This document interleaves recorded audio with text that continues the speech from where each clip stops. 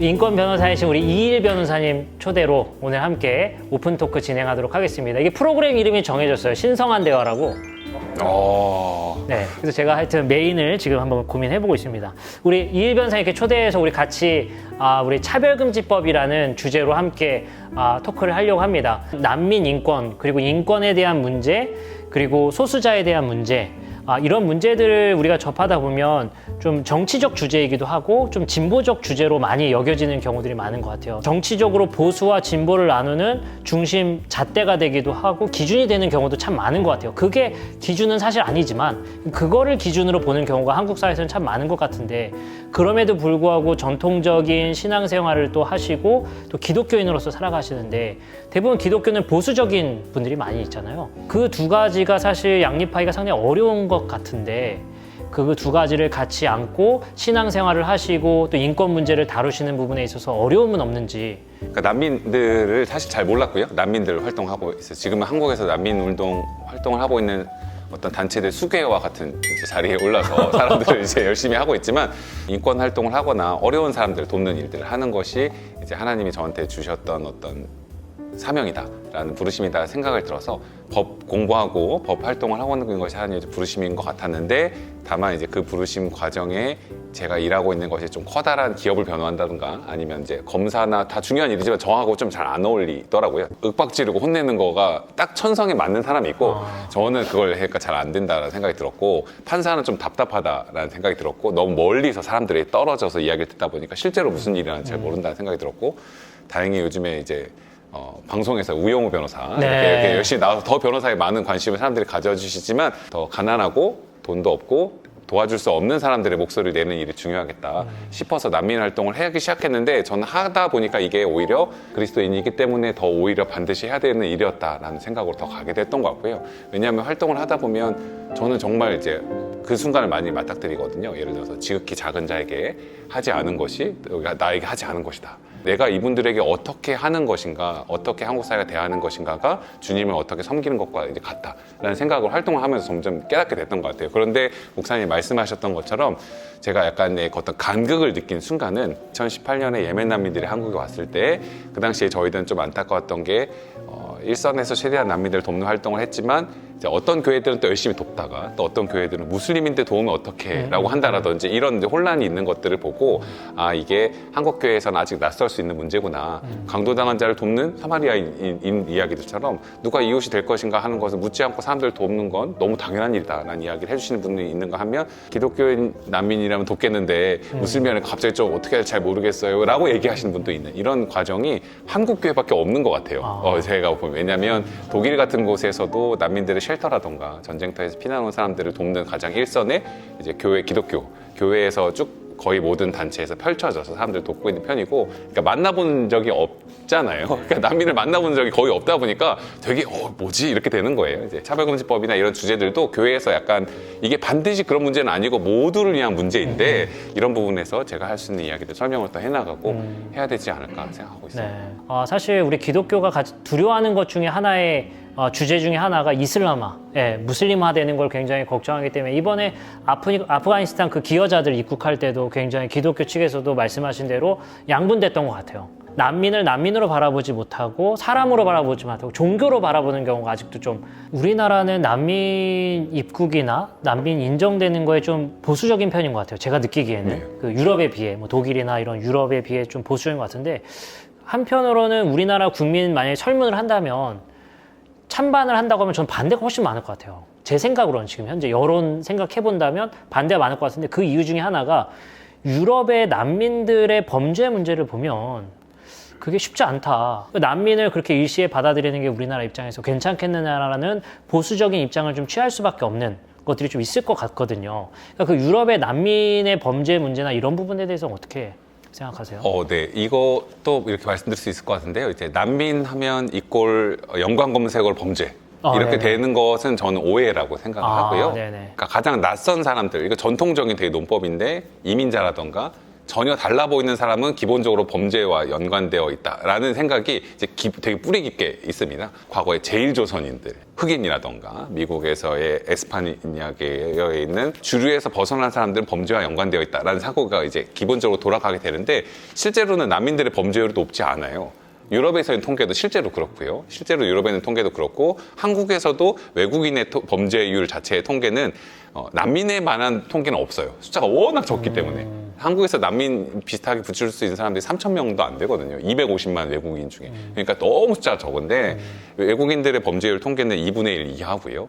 다른 나라 유럽이나 다른 데를 찾다 보더라도 통계는 사실상 다 내국인보다 훨씬 낫죠. 난민으로 어려운 삶을 살고 있는데 이분이 사회 구성원으로 다 들어와서 잘 정착하는 과정들을 잘 돕지 못했을 때 이분들이 범죄를 오히려 저지르도록 방치하게 되는 거 아닌가 사회가 이 부분에 더 초점을 두는 것이 맞다고 생각이 들고 실제로 유럽이나 몇 가지 자극적인 사례들에서 보여지는 거 보면 해외에서 들어온 난민인 경우는 거의 없고요. 보면 전부 다 이민자였는데 이민자 2세고 3세고 이렇게 해서 뭐 아프리카에서 왔고 뭐 3세고 중동권에서 왔고 그 나라 사람들인 거예요. 근데 2세 3세인데 영원히 차별받는 거죠. 2세인데 넌 어차피 여기 나라 사람도 아니고 프랑스 사람도 아니고 너 얼굴도 뭐 이런 평생 살아왔는데 약간 인종차별적인 그런 부분들이 계속 끼어 있다 보니까 그런 분들이 이제 사회 주류로 계속 들어가지 못하고 오히려 범죄를 저지르거나 이런 경우의 사례들이 종종 있거든요. 이제 난민들 같은 경우는 그리고 범죄를 저지를 수 있는 유인도 매우 낮죠. 왜냐하면 돌아가면 실제로 큰 위험이 있는 경우들이 있기 때문에 뭔가 잘못을 내가 실수로 저지르면 추방당하면 죽거나 위험한 일이 닥칠 수 있다라는 것 때문에 실제로 범죄를 저지를 수 있는 유인도 낮거든요. 근데 약간 이제 범죄, 난민하면 범죄 이렇게 된다라고 하는 것은 난민들에 대해서 약간 오해를 불러일으키거나 좀 경계하게 되는 입장을 갖고 있는 분들이 몇 가지 자극적인 뉴스를 하는 게 좀 많다고. 범죄, 테러. 예, 그렇게 한다라는 생각이 들고요. 또 그런 음모론을 잘 믿는 게 또 기독교라. 아, 네, 맞습니다. 그래서 목사님이 또 이렇게 기회를 만들어서 이런 음모론을 또 약간씩 조금. 네. 이제 오늘 주제인 차별금지법에 대해서 좀 같이 함께 알아봤으면 좋겠는데 여기 좀 넣어주세요. 제 입장과는 무관하다고. 저는 여기 꼭 넣어주세요. 그래서 우선 차별금지법의 입법의 취지가 되게 중요할 것 같은데 사실 많은 사람들이 그런 얘기를 하는 것 같아요. 기존의 법으로도 차별을 금지할 수 있는 법들이 꽤 있고 충분히 가능한데 굳이 차별금지법을 입법을 해야 되냐라는 의견이 굉장히 많거든요. 그래서 우선 차별금지법이 꼭 필요한 이유, 입법의 취지를 조금 설명해 주시면 좋을 것 같아요. 네, 어리실 때부터 교육을 받거나 이걸 감각하지 못하는 상태로 살아왔던 게 한국 사회였던 것 같아요. 어떤 경우는 차별이 너무 당연한 게 많기 때문에 차별은 나쁜 것이야 라고 얘기하는 것 자체를 감각을 형성하지 못한 채 한국 사회에서 많이 자라왔던 경우들이 많이 어떤 게 차별인지도 모르는 거죠. 생각해 본 적이 거의 없는 거고 그냥 내가 당하는 게 사실은 이게 차별이었구나 라는 걸 나중에 이제 깨닫게 된다거나 이렇게 되는 것이 많았는데 헌법에는 이제 평등권이 보장되어 있지만 헌법의 권리는 정말 추상적이거든요. 너무 추상적이어서 이걸로 무슨 어떤 문제를 내가 차별의 피해를 받았다. 어떤 차별 대우의 피해를 받았다. 직장에서 상사가 날 알고 보니까 내가 전라도 사람이라는 이유로만으로 자른 것 같다. 지금 이제 없는 일이죠. 근데 저희 부모님 세대에는 사실 그랬고 저희 아버님은 전라도 분이고 어머님은 부산 분이었는데 저희 아버지가 서울 사람이라 속이고 그때 장인어른을 만났다고 하더라고요. 7, 80년대는 사실 그랬다고 하더라고요. 저도 택시를 타도 전라도 말을 못하고 막 이런 이게 사실 적당한 비유가 제가 잘 떠오르지 않았어요. 아버지 세대의 비유를 떠오르는데 야, 얘 전라도 사람이야. 얘 보니까 빨갱이야. 이렇게 생각을 해서 잘랐다. 그러면 그거를 저는 억울합니다. 저는 동등하고 다른 사람과 같이 똑같은 능력을 갖고 있는데 왜 이 사람의 편견 때문에 날 자르게 되었나요? 라고 할 때 헌법에 기댈 수가 없거든요. 헌법에 하려면 이게 너무나 명백하고 정말 뭐랄까 이거는 도무지 봐줄 수 없을 정도다. 까지가 되어야 입증이 되어야 얘를 손해배상을 한다던가 얘 채용 안 되는 게 무효라는 확인을 받다던가 이렇게 할 수 있는데 그런 게 이제 개별 법령에 더 보완되지 않으면 안 되는 거죠. 그럼 그런 것들을 일반적으로 다룰 수 있는 포괄적인 법령이 사실상 없었던 것이어서 이제 그런 법률을 만들어야 된다라고 한 게 2007년 정도부터 10몇 년째 이제 계속해서 활동을 해왔던 것 같고요. 사람들이 OECD 국가들의 대부분에서는 차별과 관련된 기본적인 법령들은 다 있습니다. 다 있고 없는 나라가 이제 한국하고 일본 정도의 수준이고 일본은 인권위원회 법도 없어요. 국가인권위원회 법도 없어서 거기서는 좀 더 인권 문제를 다루기가 사실 더 어려운 상황인데요. 미국 같은 경우는 예를 들어 민권법이라고 하는 주로 흑인과 백인 차별하면 안 된다. 흑인이 왜 학교를 백인 학교에 가냐라고 하면 이거 안 된다. 백인들이 막 어머니들이 시위를 1960년대 하셨었는데 아니다. 우린 동등하다라는 걸 확인하는 것이 사실 그 당시에 민권법에 있었는데 민권법과 다른 법령이 있는 것 같고요. 그래서 한국에서도 공백이 많기 때문에 일반적인 법령에서의 차별은 안 된다라고 하는 것과 세부적인 내용들을 좀 필요로 한다라고 하는 것 같고요. 좋은 법인 거죠. 차별받는 사람이 부당한 차별을 받지 않을 수 있도록 하고 여기 그리고 한 가지 이제 몇 가지 그 질문하실 내용들의 이제 큰 가지 전제를 하나 말씀드리자면 차별금지법에는 지금 한국에 있는 법무대는 무슨 형사처벌 규정이나 이런 게 없어요. 없고 말하는 사람을 처벌한다라고 하는 거나 그런 것들이 있는 것들이 아니고 직장 내에서 성희롱 같은 거를 하지 못하게 하는 법이 만들어진 지가 한 15년 정도 되었어요. 이제 그 전에는 직장에서 아무렇지도 않게 성희롱을 하는 거예요, 사람들이. 직장 상사가 아무렇지도 않게 누구 무슨 대리 알고 보니까 오늘 입고 온 옷이 섹시하네 막 이런 얘기를 해. 그럼 막 미쳐버리는 거죠, 사실. 네가 뭔데 막 이러면서 욕이 막 올라오지만 그게 너무 당연한 문화니까 이건 하면 안 돼라고 하는 게 그런 감각이 없었던 거죠. 이렇게 얘기하는 거를 옛날에는 쉽게 했다면 이거 하면 이거 말해도 되나? 막 이렇게 눈치를 보게 만드는 거죠. 그러면 이제 차별을 하거나 이제 사람들에게 더 약한 사람들에게 함부로 이야기하거나 이 사람들에게 공식적으로 피해를 제도적으로 줘왔던 것들에 대해서 이렇게 하면 안 되는 거 아니야? 라고 멈칫하게 하고 좀 더 섬세하게 말하고 생각할 수 있는 그런 사회를 만들어가는 그런 법이라고 할 수 있고요. 법안의 내용은 차별이 뭔가 이런 거를 생각해서 떠오르는 거예요. 근데 저도 이제 보다 보면 이런 분야에도 차별이 있을 수 있구나 생각하게 되는 건데 합리적 이유 없이 성별, 장애, 병을 과거에 가졌다고 해서 차별을 받는다는 건 너무 나이가 많아서 차별받는 거. 출신 국가, 출신 민족, 인종, 피부색, 출신 지역, 용모, 유전 정보 등 신체 조건 너무 잘생겨서 그러니까 혼인 여부, 임신 또 이제 취업할 때 보면 그런 게 있어요. 혼인한 사람, 여성 가족이 있어요? 아이를 낳을 것 같아요? 그러면 죄송합니다. 이런 귀하는 너무 훌륭한 능력을 가지고 있으나 이런 혼인, 임신 및 출산, 가족 형태 및 상황, 종교 사상. 이제 정치적 의견, 정과, 성적 지향, 성별 정체성, 학력, 고용 형태, 사회적 신분 등을 대어 4가지 영역이에요. 고용에서 그리고 아니요 재화 영역의 공급이나 이용. 그러니까 어떤 물건을 사거나 할 때 이 사람들은 못 사게 한다든지 어떤 공공기관에서는 어디서 서비스를 제공할 때 이 사람들은 안 된다고 한다든지 교육기관의 교육 및 직업훈련을 할 때 그리고 정부에서 제공하는 행정 절차나 사법 절차에 있어서 부당하거나 불리하게 대우하는 행위 이거는 하면 안 된다라는 걸 선언하고 이런 차별을 하는 사람들의 피해를 당했던 사람들이 구제를 얻을 수 있도록 인권위에 권고를 요청하면 하지 마세요라고 얘기를 한다든지 이런 이야기들을 담아가는 법이어서 사실 이 법 자체는 매우 플레인하고 사실 너무 보편적인 감각으로 받아들여질 수밖에 없는 당연한 것들인데 이게 이제 한국 교회에서의 맥락에서는 이게 약간 교회의 어떤 자유를 제약한다거나 아니면 뭔가 좀 오해를 만드는 것이 아닐까 이런 염려들이 있었던 것 같고요. 이제 그렇습니다. 근데 말씀하신 내용을 제가 들으면서 2가지가 생각이 드는 것 같아요. 첫 번째는 생각보다 차별금지법을 설명하시면서 되게 온건하게 이렇게 만들어 주신 것 같은데 형사 처벌이 없으니까 그렇게 심각한 처벌은 아니다라고 말씀하시는데 그거에 반박하는 논리는 대부분 우리도 그건 안다. 그러나 이 문을 한번 열면 그때부터 이 추가적인 것들이 계속 확장될 것이다. 그래서 한번 여는 게 문제다. 이걸 많이 말씀하시고 2번째는 사실 내용에서 말씀하신 그 차별의 대상들 그거 여기서 반대할 사람이 누가 어떤 한국 기독교가 근데 차별금지법을 반대하는 결국엔 동성애에 대한 차별을 반대하는 것이 장애인을 차별하는 것에 대한 논지를 펼칠 기독교인은 없을 것이고 지금은 괜찮아. 근데 이게 마치 이게 한번 열리면 그때부터 입법이 추가적으로 계속 거기 추가될 것이고 그러다 보면 결국에는 우리가 우려하던 대로 그 법이 될 것이다 라고 염려들을 많이 하시는 것 같거든요. 그러니까 한국 교회의 저는 위기의식이 여기에 많이 발견되어 있다고 생각을 되고요. 이제 그 위기감들에서 혹시 이게 뭔가 새로운 문을 열어서 더 교회를 점점 더 어렵게 만드는 게 아닐까라는 경계의식이 더 많이 있었던 것 같고요. 근데 저는 그렇게 접근할 문제는 아니라고 저는 생각을 하고 교회에서 차별하지 않고 사람들 같이 살아갈 수 있는 것이다 라고 얘기하는 거를 적극적으로 해 나가는 것이 오히려 한국 교회의 사회적인 신뢰도 회복하고 많은 사람들이 이해하게 만드는 것이 아닐까 생각이 들고요. 지금 저희들 그렇잖아요. 장애인 차별하지 않는 거는 당연히 누구나 동의한다.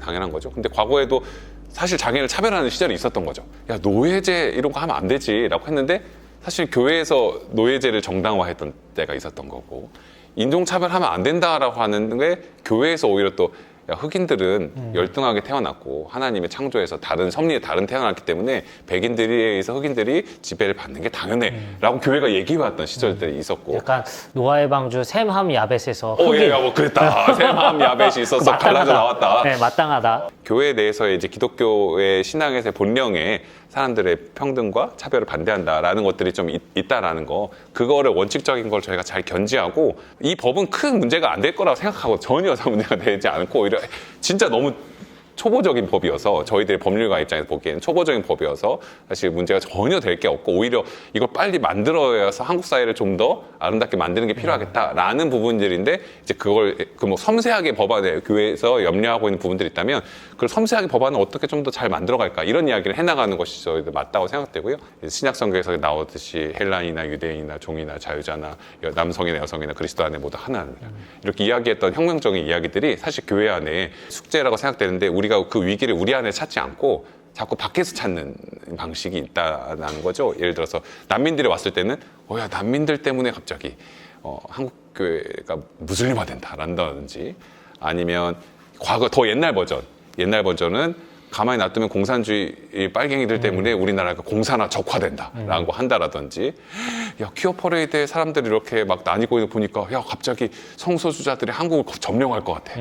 뭐 이렇게 얘네들 한다든지. 근데 이렇게 어떤 문제를 외부화시켜서 바깥으로 초점을 두게 하는 것은 전 좋은 방법이 아니라고 생각이 들고, 이게 사실은 정치인들이 해왔던 방식이어서, 예를 들어서 미국 사회의 문제는 우리 미국에서의 러스트벨트에 있었던 남쪽에 있었던 망가져 있는 공업화지대에 있는 사람들이 가난하게 살게 되고 있는 것은, 미국에 있는 산업화에 관련된 내용들을 트럼프 대통령이 어떻게 했냐면, 야, 우리 때문에 아니고 저 남미에서 온 이민자 때문이야 라고 얘기를 한다라든지, 자꾸, 아니면 일본 사회에서 힘들어하고 있는 사람들이, 가난해서 힘들고 있는 사람들이 우리가 정부가 잘못한 게 아니고 제일조선인들이 혜택을 너무 많이 받았기 때문이야 라고 한다든지, 더 옛날에는 이제 나치 독일에서 유대인들이 너무 많은 혜택을 갖고 와 있기 때문에 우리 독일이 너무 힘든 거야 라고 얘기한다든지, 이렇게 문제를 외화시키는 방법을 하는 것이 좀 전 안타까운 거죠. 이제 한국의 어떤 입장이 다 이제 무너지고 위기도 없고 사람들도 아무도 존중하지 않는 것 같은, 목사님들에 대한 신뢰도 막 한국에서 최하로 종교인으로 떨어져 있고, 동성애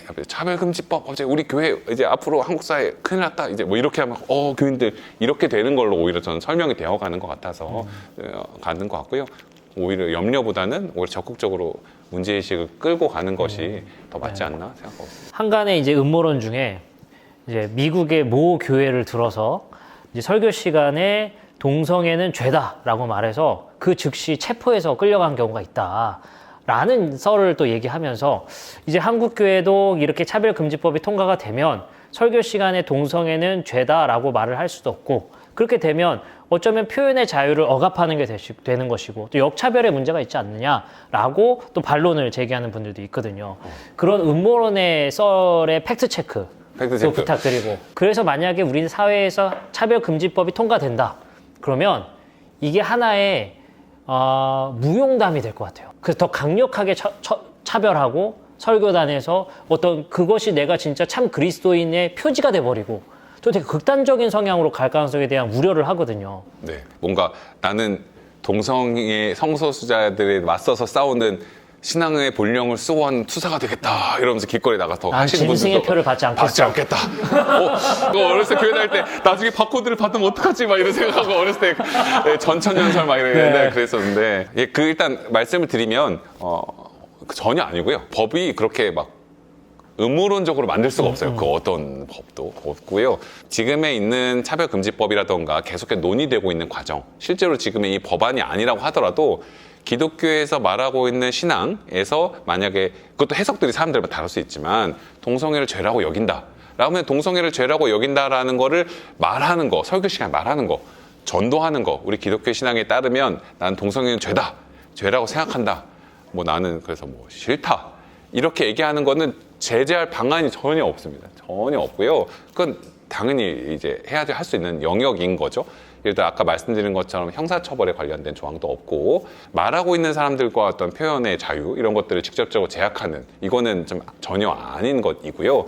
근데 다만 이제 제가 어떤 팩트 체크를 하려면 워낙 수많은 가짜 뉴스들이 있어서 정말 워낙 수많은 이제 난민과 관련된 부분도 정말 그렇거든요. 그러면 다들 생각하시는 그 뉴스가 다르기 때문에 그 팩트 체크를 하기가 쉽지가 않은데 이데올로기가 교회를 점령할 것이다. 뭐 이런 얘기를 하시면서 막 하시는 그런 분들이 좀 계신데 거기서 나오고 있는 많은 부분들은 여러 언론사들에서 사실 팩트 체크가 된 부분들이 많이 있어서 표현의 자유, 종교의 자유 되게 중요하죠. 엄청나게 중요한 자유입니다. 근데 표현의 자유와 종교의 자유가 어떤 사람의 권리를 이제 심각하게 침해할 때 그때는 거기 한계가 분명히 있어야 되는 거겠죠. 예를 들어서 사장님이 과거에 그랬는데 막 꼰대 같은 얘기를 막 하는 거예요.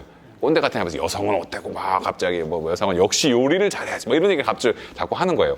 그러면 이제 그거를 계속해서 말할 수 있도록 하는 자유하고 아니요, 이거는 여기까지는 하면 안 되겠구나라고 말하게 자제하게 되는 이제 그 자유, 표현의 자유도 한계가 있는 거거든요. 왜냐하면 옛날에는 여성들이 아무 말 못했지만 계속해서 그런 이야기를 듣고 있지만 스트레스를 감내해 왔던 거죠. 근데 사실은 이제 이런 이야기를 하면 안 되는 거구나라고 제한이 있으니까 교회에서도 얼마든지 저희가 신앙의 자유와 우리의 성서의 해석과 우리가 갖고 있는 신념에 대해서 100% 얘기할 수 있어요. 100% 얘기할 수 있지만 그게 예를 들어서 선을 넘어갔을 경우가 사람들에게 문제가 될 수 있는 거죠. 예를 들어서 영국이나 이런 몇 군데에서 나왔던 사례 중에 나오는 것들은 노방전들 하다가 동성애 죄다 해서 문제되는 것이 아니라 동성애 죄인데 동성애자들은 마약 범죄자들이며 동성애자들은 쓰레기와 같은 사람들이며 이 세계에서 절대로 없어져야 될 윤리적인 뭐 오점들이다. 뭐 이런 이야기를 이제 사람들이 했다. 그러면 앞에 부분은 아무런 문제가 없는 거죠. 앞에 아무런 문제가 없는데 넘어서야 될 어떤 혐오 표현의 선으로 넘어갔기 때문에 각 나라에서 조금 문제가 된 사례들이 있는 그 것들이. 선은 어떻게 규정해 주나요? 선은 뭐 지옥에 나가라 막 이렇게. 이제 그런 것들은 이제 앞으로 그러니까 벌써 저희는 차별금지법이 되게 너무 중요한 역할이 되는 게 벌써 이제 그러면 어디까지는 말해도 되고 어디까지는 우리가 하면 안 되는 거구나에 대해서 이제 예민한 감각들이 생겨가는 거잖아요. 이제 그런 부분들을 이제 앞으로 해나갈 수 있는 거죠. 그러면 동성애자들 입장에서 나에게 죄인이라 말하고 그렇게 되면 지옥 간다라고 하는 게 나를 혐오하는 것처럼 느껴진다 라고 반박을 할 수도 있을 것 같거든요. 우리는 이게 교리일 뿐이고 전통적인 그 성경의 지침이고 할 수 있는 충분한 표현의 자유다라고 말할 수 있고 우리 종교적인 입장이다 말할 수 있지만 그걸 듣는 당사자들 피해자들의 입장에서 이것은 우리를 혐오한다. 니들이 와서 말하는 우리 지옥에 갈 것이다. 니는 사탄의 자녀다 말하는 게 우리에게는 혐오다라고 규정하면 그게 규정이 될 것 같은 거예요. 네. 근데 저는 이제 동성애자니까 지옥에 갈 것이다. 라든가 사탄의 자녀다라고 얘기하는 거는 하면 이제 교회가 선택해서는 안 되는 설명의 방법인 것 같긴 하고요. 또 혹시 오해했을까? 제 입장이 아니라 지금 외부의 일을 제가 지금 설명을 드리는 거지 제 입장은 무관하다. 성소수자들이 한국에서 이제 서베이를 해보면 자살 시도를 하거나 자살 충동을 가진 사람 70%가 넘어요.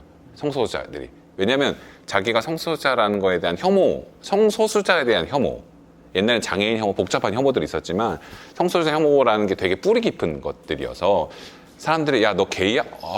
막 더러워. 사람들이 막 이래요. 그러면 내가 그냥 있는데 야, 너 더러워. 너 쓰레기야. 그리고 군대에서 막 얻어맞고 터지고 뭐 이런 일들이 생기는 거죠. 일반인들보다 훨씬 숫자가 낮아요. 일찍 죽거든요. 극도의 스트레스를 많이 받고 사회에서 아무런 이야기도 하지 못하고 자기에 대한 설명을 할 수 없기 때문에 이분들이 사실은 피해를 받을 수 있는 약자였던 것이고요.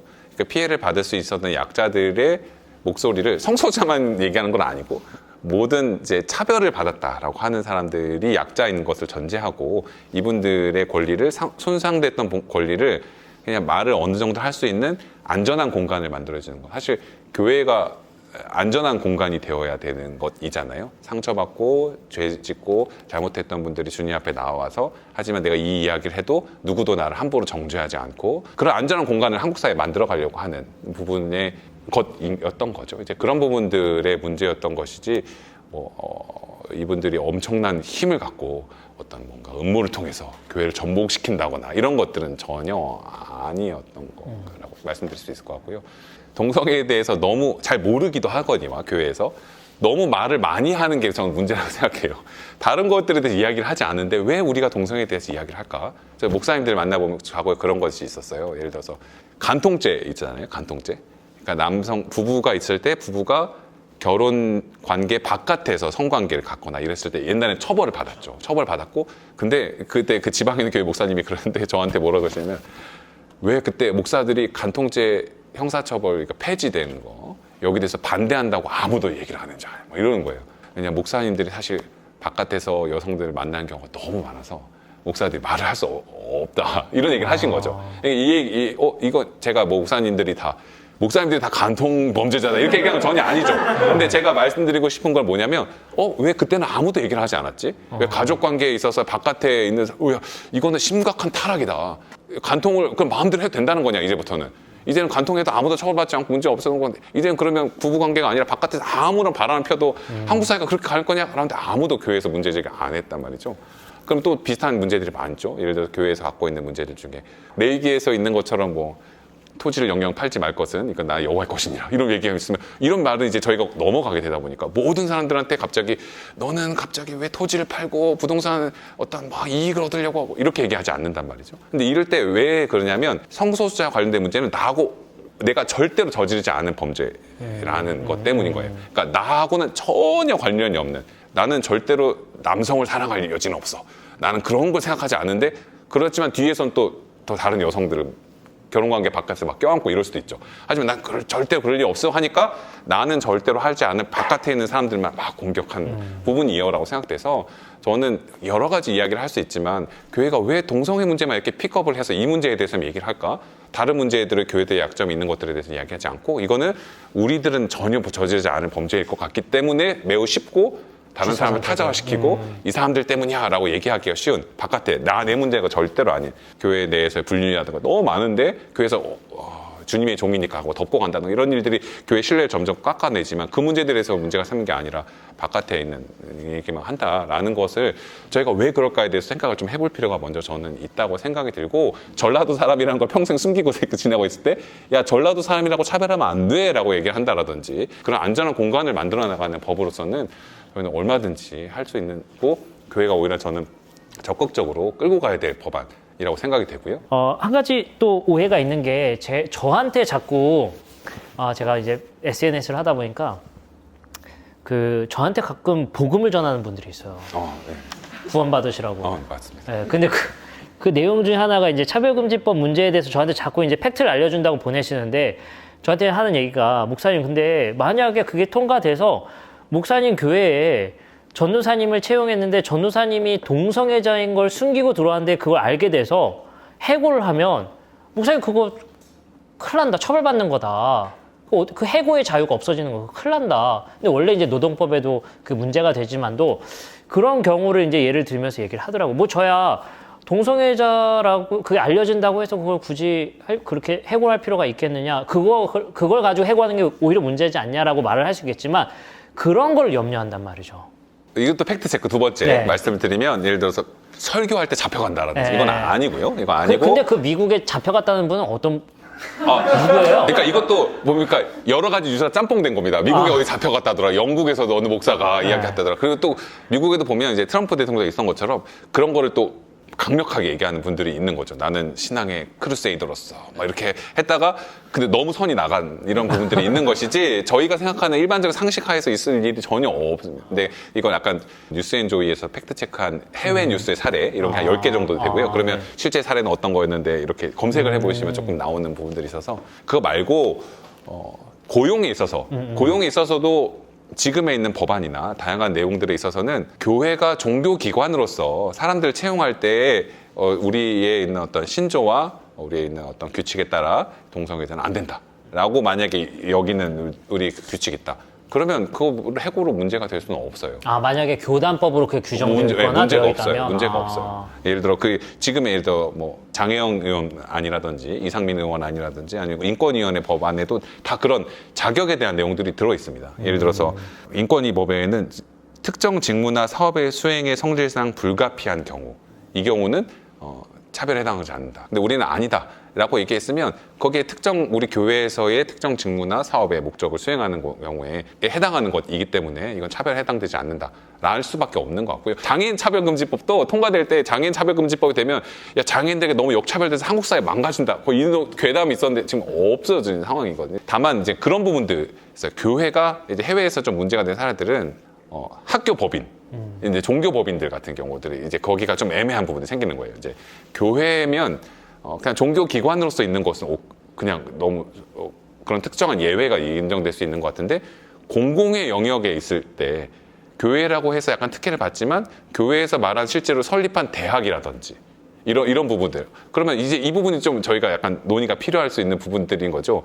그러니까 어떤 경우는 종교기관이라고 해서 혜택을 받았는데 세금도 면제받고, 어떤 기관은 공공적인 성격이 있는데 또 여기서는 또 갑자기 기독교라고 하고, 어떨 때는 또 뭐 이런 부분들에 있어서의 회색지대가 사실 조금은 있는 것 같고, 근데 그런 부분들에 대해서도 해외에서 어디까지가 되고 어디까지가 안 되고 이런 것들이 좀 정립이 되어가고 있거든요. 많은 판례나 이런 내용들이. 한국에서는 그래서 교회가 갖고 있었던 헌신적으로 노력해 세웠던 여러 가지 종교 어떤 교육기관이라던가 이런 부분들이 있기 때문에 그런 부분들의 공공성이나 이런 것들 감안해서 어떻게 될 것인가는 조금의 논의의 여지가 있는데, 일반적인 의미에서의 종교시설들에서는 전혀 그런 문제가 없고요. 예전에 이제 미국 같은 경우에서도 그런 뉴스가 아마 나왔던 것 같은데, 뭔가 교회에서 무슨 케이크를 팔았는데 동성애자에게 난 케이크를 팔지 않을 것이라는 신념, 근데 그것도 그러니까 그것도 이제 교회가 아닌 바깥에 이제 교회가 아닌 상업 시설로서 사람들에게 판매하는 것인가, 이런 부분에 대한 이야기였던 것이고, 그 부분이 무슨 처벌을 받았다거나 이런 건 전혀 아니었던 거죠. 그러니까 약간 이 부분이 저는 한편으로 이렇게 저희들의 사별에 대한 감각뿐만 아니라 교회의 어떤 공공성에 대한 감각을 키워가는 전 좋은 시기라고 생각이 돼요. 아랍 나라를 어떻게 건설할 건지에 대한 이 간극 속에서 공공적인 영역에서는 어떻게 될 건가, 이 감각이 좀 한국 교회에서 약간 애매모호했던 부분이 있었기 때문에, 예를 들어 과거에 군대에서 교회만 종교 생활을 할 수 있었던 때가 있었단 말이죠. 그러니까 군대에서 군종하면 이제 그러면 모든 사람에게 막 세례를 막 주면서 막 지금 2만 명 사단에게 막 세례를 줬습니다. 뭐 이런 이야기를 근데 그러다가 나중에 불교나 천주교가 들어올 때 될 때 막 그러면 교회의 역할은 안 돼, 우리만 해야 돼라고 하는 것은 그건 아닌 것이고, 불교도 들어오고 그러면 다른 종교도 들어오고 뭐 교회에서 할 수 있으면 이거 울타리를 지켜서 아무것도 아니라가 아니라, 그 대신 우리가 어떻게 잘 복음을 잘 전하고 설명할 수 있고 매력적으로 초코파이를 몇 개 더 줄 것인가, 뭐 이렇게 얘기를 해서 사람들에게 마음을 이제 사로잡는 것이지, 이걸 못 들어오게 하면 안 돼, 다른 사람들 안 돼라고 하는 것은 아닌 것처럼, 이제 이런 종교와 관련된 문제들도 있어서 뒤집어 보면 그런 부분이 있다라고 말씀드릴 수 있을 것 같습니다. 네. 팩트 체크를 통해서 자신의 입장을 바꿀 사람이 몇이나 있겠느냐라는 생각도 좀 들지만서도 아예 컨텐츠 보지도 않을 가능성이 굉장히 높고요. 또 그러면서도 또 그걸 반대하는 사람들의, 아까도 말씀드렸지만 논지 자체가 조심해서 우리가 안 좋을 거 하나도 없다, 처음부터 이런 부분에서 강렬하게 반대하고 처음부터 이걸 진입하지 못하게 해야 된다는 논리가 대부분인 것 같아요. 근데 그런 부분들을 보면 결국에는 지나친 미래에 대한 우려, 이게 대부분이 아닐까 또 생각이 좀 들거든요. 어떻게 차별금지법 반대 우리 해도 되겠습니까? 저는 차별금지법은 그리스도인에도 불구하고 안 된다가 아니라 그리스도인이기 때문에 지금 사람들이 부당한 차별받는 것은 안 된다라고 얘기를 해야 되는 저는 시점이라고 생각이 들고요. 내가 부당한 차별을 받은 적이 있었다라고 여겨지는 사람들한테는 차별금지법 당연하지라고 생각이 돼요. 근데 내가 차별을 받아본 적은 없고 오히려 이걸 통해 내가 뭔가 좀 자유가 줄어들 것 같아라고 생각되는 사람들에게 있어서는 불편한 느낌을 주는 게 이 법안인데, 그러면 그만큼 불편한 느낌만 많이 받게 된다면 나는 차별을 받아본 것은 없고 사실 오히려 누군가에게 그냥 편하게 부장님처럼 얘기하고 다녔던 사람 아닐까. 저는 이제 여기 이제 정해진 질문은 여기까지만 하고, 우리 그 청년들 질문이 있으면 질문을 좀 받고 오늘 토크 마무리하도록 하겠습니다. 혹시 질문 있으신 분? 저는 이제 말도 안 되게 이건 누가 봐도 이거 유죄인데라고 생각하는 것들이 무죄인 것들이 너무 많은데, 차별금지법도 혹시나 만약에 그 판사, 보통 최종 판결을 그래도 판사님들이 다 하는데 누가 봐도 이건 무죄인데 유죄가 되는 그런 거에 대한 우려는 혹시 어떻게? 네, 일단 한국 사회 사법부에 대한 신뢰 이런 문제가 저희가 낮은 상태이고요. 저도 변호사를 하고 활동을 하고 친구들도 수많은 사람들도 사법부에 있지만 고도화되어 있고 되게 똑똑한 사람들이 많이 들어가 있는 것은 맞는데, 사실 상식과 동떨어진 판결이나 결정들을 하는 것은 또 많이 있는 것 같고, 한국의 법 체계 자체에 좀 문제가 있긴 한데요. 예를 들어서 뭐 인신매매라던가 성범죄자라던가 몇 가지에 대해서 형량이 외국에 대해서 왜 이렇게 낮아?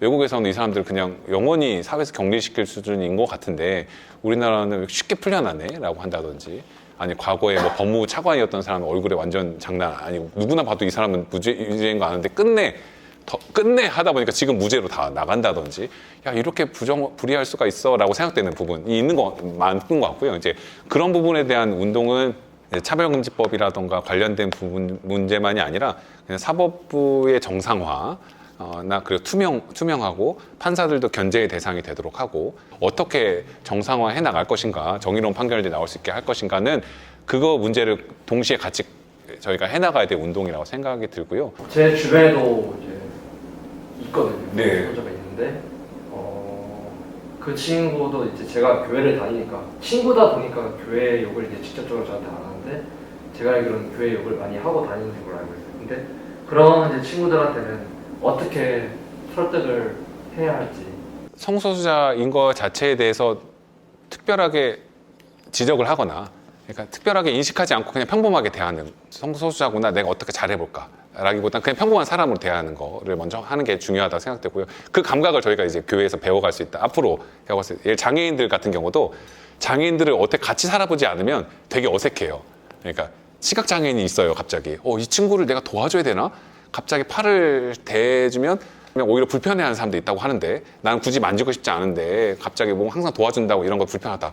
어떻게 할지 모르는데 같이 학교에 다녀보거나 몇 번 생활해보면 이게 평범하게 대하면 어떤 문제는 전혀 없구나를 알게 되는데 저희가 전혀 만나본 적이 없다 보면 갑자기 어떻게 해야 되지?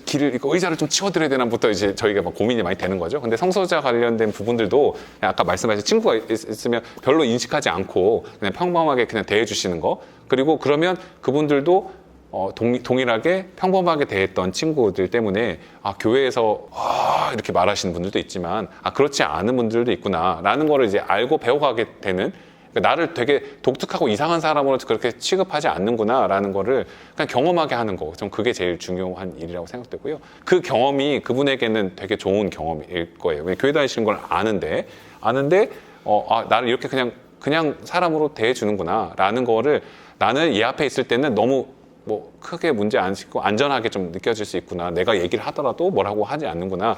라는 걸 경험해가고 받아들여지는 경험을 하는 것이 그러니까 저는 오히려 이제 오랜 역사를 통해 교회가 좀 가해자였던 부분이 있었기 때문에 왜냐면 날선 얘기들을 많이 했었기 때문에 사람들이 위축되거나 교회에서 이렇게 할 수 있거든요. 근데 그렇지 않은 안전한 공간들을 경험해 주시게 하는 것 그 자체가 저는 그분에게 좋은 경험이었다고 생각이 됩니다. 교회가 그 언어가 없어요. 저는 한국교회 약간 한계가 저희가 부딪힌 부분인데 그냥 친구가 되는 것에 대한 언어가 잘 없어요. 교회가 그냥 다가갈 때 우리의 방법은 복음을 전도해서 이 사람들을 빨리 신앙생활을 이끈다든지 아니면 교회에 출석하게 한다든지 이런 식의 언어들은 저희들이 익숙한데 그게 아닌 중간에서 어떻게 그냥 친해지지 관계를 맺어갈지에 대한 언어가 한국교회에 조금 많이 없었던 부분들이 있다고 생각해요. 근데 그러다 보니까 친구가 되는 부분보다는 빨리 이제 복음을 전하는 여기가 더 많았던 것 같아서. 근데 아마 변호사님 말씀을 제가 받으면서 그런 생각을 해봐요. 그러니까 기독교적인 입장에서의 주류 교단에서의 입장은 그 동성애자가 그러니까 이런 표현은 조심스럽지만 그쪽에서 하는 표현으로 쓰면 동성애자가 이성애자로 정상화돼야 구원이 가능하기 때문에 그러니까 어쩌면 내가 그 사람을 친구로 삼고 그냥 그 모습 그대로 받아주기가 어려운 측면을 만들어주는 것 같아요. 그 사람이 이성애자로 변화되는 걸 목표하기 때문에 그 사람을 그대로 두질 않아요, 사실. 그거를 받아들여주지 않는 거죠. 그 모습 그대로. 동성애 자체가 현대의학이라든지 이런 거 성소수자의 성적 정체성이라는 것 자체가 어떤 질병은 아니라는 거. 그래서 치료 대상이 아니라는 거에 대해서는 광범위한 합의가 몇십 년 동안 지금 타고나는 거냐 선택이냐에 대해서 좀 논란이 그럴 수도 있죠. 그런 것도 있죠. 근데 그게 아주 명백하게 되어 있지 않지만 주로 많은 연구에 따르면 사실상 자기가 개인적으로 선택한다기보다는 사실상 되어지는 어린 시절의 초기에 되어지는 아니면 그런 기질을 갖고 태어나는 이런 걸 수도 있다라는 것이고 내가 성소수자가 되어봐야지라고 해서 결심해서 한번 해볼까 이렇게 된다라기보다는 그걸 이제 깨달아가는 이런 과정이 있다라고 이제 여겨지는 것인 것 같고요. 그게 선천적이다라고 하면 갑자기 교회에서 조금 일부 교단에서 혼란이 일어나는 거잖아요. 아니 하나님이 그러면 이렇게 창조하셨으면 그럼 어떻게 된 거지? 잘못이 하나님께 있는 건가? 갑자기 여기서 꼬이는 일들이 생겨나는 건데 어쨌든 핵심은 선천적이든 후천적이든 하나님의 형상이어서 차별받지 않을 사람들이다. 라는 거를 기본 전제를 하되 그 내용을 어떻게 교회에 대해서 설명할지는 교단마다 조금씩 이제 설명들이 이 달라집니다. 문제가 좀 교단에서도 정리가 돼야 된다고 봐요. 그러니까 동성애자의 모습으로도 구원을 받을 수 있는가에 대한 정리가 좀 필요하다고 봐요. 왜냐하면 그거를 반박하는 교리들은 대부분 진짜 복음을 믿고 예수를 구주로 영접했는데 동성애자일 리가 없다 라고 보는 거죠. 그 구원은 아닐 것이다 라고 전제해버리는 거죠. 그러니까 그런 연구들이 교계에서도 좀 필요하지 않나. 네, 교회 입장에 충분히 그럴 수 있을 것 같습니다. 옛날에 그래서 초기 교대에서 그런 것처럼 재산을 다 팔고 갑자기 정말 제 구원을 받았다면 재산을 다 팔고 뭐 이게 구원의 증거가 있어야 되는 것처럼 이제 그렇게 여길 수도 있는 것 같기도 하고 이건 좀 네. 약간 우리는 동성애를 반대하지만 차별하진 않는다. 네, 그런 게 일반적인 이제 교회에서 입장이죠. 근데 약간 그게 쉽지는 않은 것 같아요. 받아들여진 사람에게서 그 메시지가 나는 너를 죄인이라고 생각하지만 너를 사랑해. 이거는 어떻게 한다는 거지? 이제 이런 부분에 있어서 교회가 그걸 어떻게 설명할지라든지 실제로 그리고 그렇다면 진짜로 사랑하는 모습을 보여줘야 되는데 사랑하는 모습은 별로 보여주지 않고 사단의 자식아 막 이렇게 가기 시작하면 어떻게 하라는 거지? 약간 혼돈이 일어나는 거죠. 여기는 날 진짜 그런 부분들은 실제로 어떻게 활동을 하고 사람들이 어떻게 대하는가가 훨씬 더 중요하지 않을까 생각이 듭니다. 감사합니다. 혹시 질문 있을까요? 네네. 아, 네. 난민 정책에 대해서 질문 드리고 싶은데요. 아, 네네. 몇 년 전만 해도 이제 유럽의 난민들도 되게 오픈 마인드고 유럽인들도 되게 찬성을 많이 했잖아요. 최근에 이제 일련 사건들을 통해서 이제 난민 정책이 축소되고 있고 상당수의 많은 인원들이 반대하는 걸로 알고 있거든요. 이런 배경에 단순히 그냥 그들이 뭐 유럽인이 오픈 마인드였던 유럽인들이 갑자기 뭐 정치적 프로파간다 때문에 이렇게 자기들의 생각이 바꿨다 생각 안 하고 그 무시할 수 없을 만큼의 이 문제점이 야기됐기 때문에 사회적 합의가 이렇게 도출됐다고 생각하거든요. 이런 정책적 변화에 대해서 어떻게 생각하시는지랑 네. 이런 정책이 어떤 부분이 실패했기 때문에 이런 반대 여론이 나왔는지에 대한 질문을 드리고 있습니다. 너무 좋은 질문입니다. 유럽의 어떤 정책의 경향을 말씀드리자면 2015년에 시리안 크라이시스 이후에 난민들에 관련된 숫자가 정말 엄청나게 늘었어요. 근데 가슴이 아픈 일이에요. 전쟁 지금도 안 끝났거든요. 지금도 안 끝난 형태에서 500만 명 이상 있는 사람들이 해외에 나가 있는 시리아 사람들 같은 경우 그렇고요. 아프가니스탄이나 다양한 전쟁 때문에 난민들 많죠. 근데 그 이후에 숫자가 유럽은 진짜로 역할을 사실은 많이 하지 않았어요. 대부분의 난민들 유럽에 없어요. 왜냐하면 되게 이중적이죠. 우리들은 진짜 조금 들어간 거예요, 유럽에.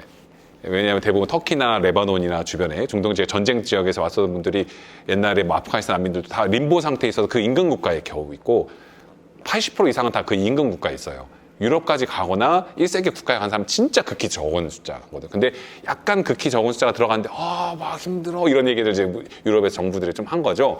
근데 2015년 이후에 사람 숫자가 조금 늘다 보니까 사람들이 이제 약간의 극우 정당들이 조금 득세를 했어요. 그러니까 뭐 되게 독특한 정당들이 많은데 독일 같은 경우는 독일 민족을 위한 대안 AFD라고 해서 여기는 독일은 아리아인들의 땅이다. 좀 무서운 그런 데라던가 아니면 프랑스에는 국민전선이라는 데가 있어요. 이름 바뀌었는데 거기는 되게 세련된 형태의 내용을 전개해요. 뭐냐면 성소수자도 오케이. 모든 소수자들 인권 오케이. 다만 이민자들은 안 돼. 약간 이런 식의 제 전략을 거기 르펜이라고 하는 이번에 거의 엄청나게 많이 올라왔었거든요.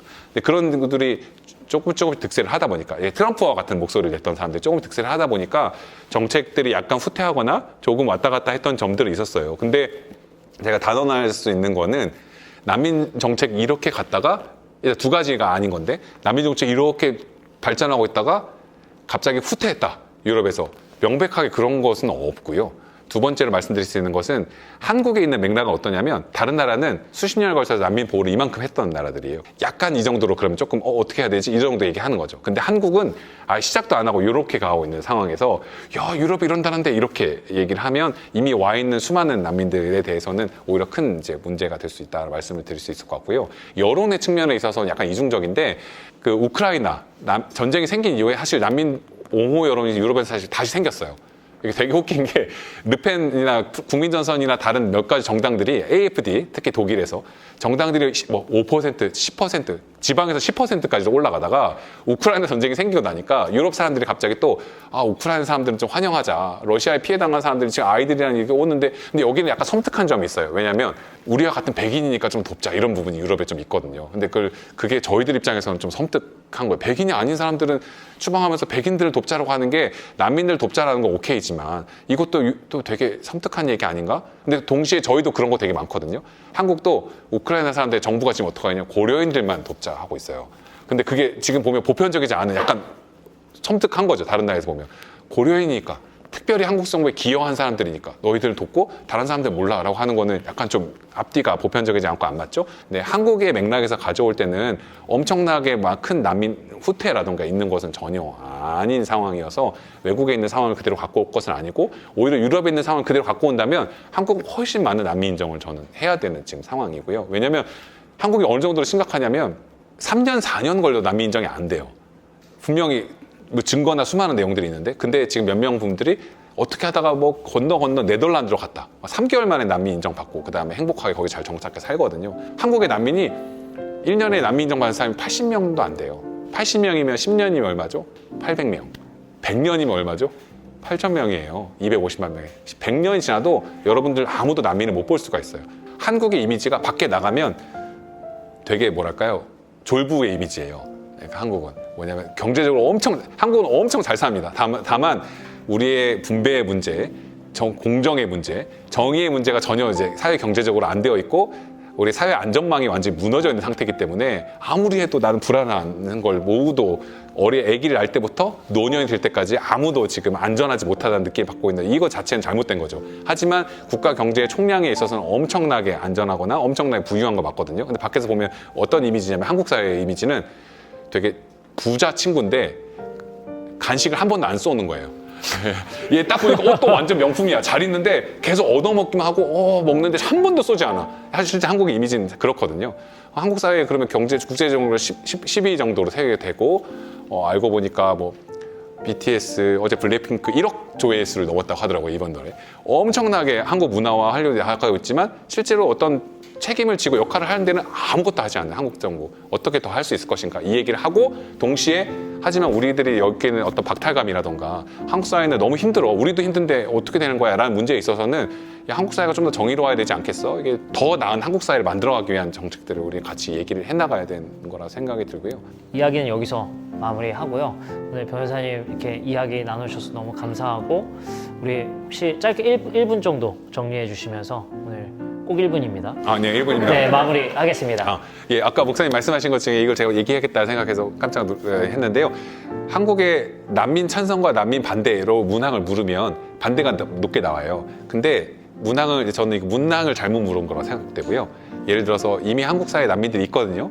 그러면 거기에 대해서 저희가 이렇게 묻지는 않아요. 장애인 찬성, 장애인 반대라고 묻지는 않고 여성 찬성, 여성 반대라고 노인 찬성 이렇게 묻지는 않죠. 근데 난민들에 대해서 난민 찬성, 난민 반대라고 있는 건 난민들이 완전히 바깥에 있는 사람인데 들어올까 말까에 대한 선택의 문제라고 생각하는 거거든요. 근데 난민 정책에 대한 반대는 있을 수 있지만 난민 찬성 반대는 없다고 생각이 되는데 신문 기사에서 그냥 막 그렇게 설문조사를 물어요. 그러면 나 낯설어 잘 모르겠어. 그냥 지금 상태로도 만약에 아무 문제 없으면 있으면 되는 거 아니야? 반대 이렇게 하는 경우가 많은데 한국 사람들한테 질문을 다 바꿔 물으면 사실 다르게 나오거든요.